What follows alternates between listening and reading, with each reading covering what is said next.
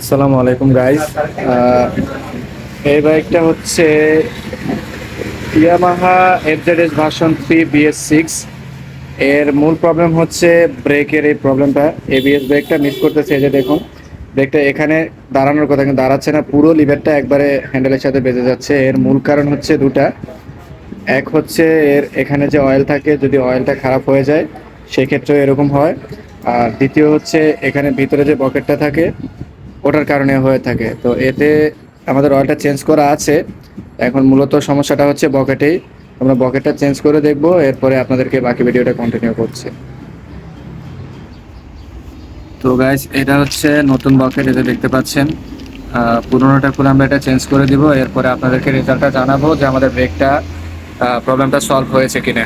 So guys, এই যে আপনারা একটু লক্ষ্য করলে দেখতে পাবেন যে এখানে দুইটা বকেট আছে, একটা ইউজ করা আর একটা ইউজ ছাড়া নতুন।